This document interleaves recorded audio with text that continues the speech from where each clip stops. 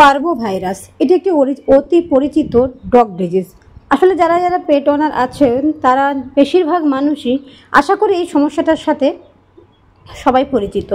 এটি হলো একটা নর্মালি কিন্তু ছোট বাচ্চা কুকুরের বেশিরভাগ হয়, ছোট বাচ্চা যে পাপ্পিগুলো থাকে। তো এই রোগের লক্ষণগুলো কি কি? যে রোগে প্রতি বছর হাজারে হাজারে ডগ বাচ্চা মারা যায় এবং তাদের পেটরা মানে অনার্সরা তাদের পেটদের হারায়। তো বন্ধুরা, সবাইকে একটা ইনফরমেটিভ ভিডিওতে সবাইকে স্বাগত।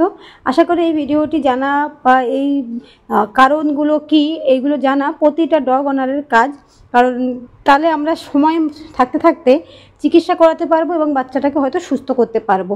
তো দেখুন, হঠাৎ করে যখন বাচ্চাগুলো খেলতে খেলতে থাকা, আনন্দ করতে থাকা বাচ্চাগুলো হঠাৎ করে ঝিমিয়ে পড়ে বমি করতে থাকে। প্রথম নর্মাল বমি করে, তারপরে নর্মাল পটি করে, একেবারে জলের মতো পাতলা দুর্গন্ধযুক্ত পটি করে। তারপরে দেখা যায় ওদের ধীরে ধীরে ওদের পটির সাথে সাথে রক্ত আসতে শুরু করে, বমির সাথে সাথে রক্ত আসতে শুরু করে এবং হঠাৎ করেই বাচ্চাগুলোর বডি লস হয়, বডি ওয়েট লস হয়ে যায়। বাচ্চাগুলোর গোলগাল বাচ্চাগুলো হঠাৎ করে একদম রোগা হাড় ঝিরঝিরে একটা বাচ্চা তৈরি হয়ে যায়।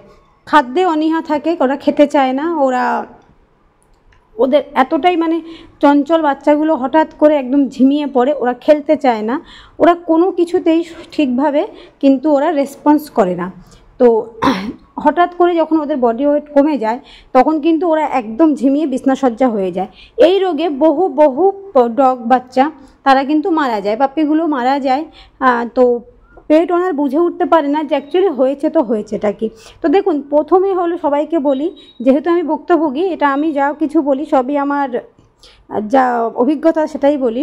যখন আপনারা কোনো ডগ পাপ্পি নিয়ে আসবেন না, তখন সবসময় 45 দিনের ওপরের পাপ্পি আনবেন এবং তার যদি ফার্স্ট পার্ভোর ভ্যাকসিন করা থাকে তবেই আনবেন।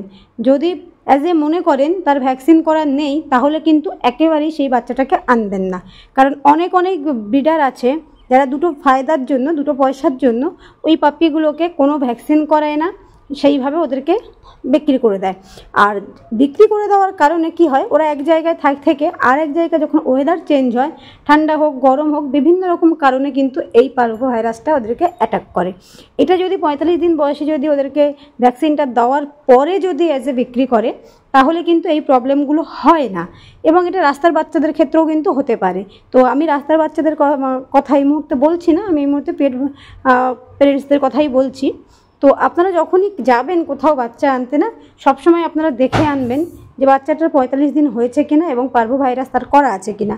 এবার যাই হোক, তারপরে আনার পরে কোনো কারণে যদি ইনফেকশন লাগে তাহলে কিন্তু সঙ্গে সঙ্গে ডাক্তারের কাছে নিয়ে গিয়ে তাকে কিন্তু স্যালাইন মাস্ট, মানে 3 দিন তো কমসে কম 3 দিন অথবা 5 দিন সকাল বিকেল দুবেলা স্যালাইন, খাবার দাবার জল সম্পূর্ণ বন্ধ। তো আপনারা যদি এইভাবে ট্রিটমেন্ট করান তো আশা করি বাচ্চাটা বেঁচে যাবে। তো আমার বাচ্চাটার আমি খুব চেষ্টা করছি, এই নিয়ে 2 দিন হলো স্যালাইন চলছে, তো আশা করি আমার বাচ্চা ঠিক হয়ে যাবে।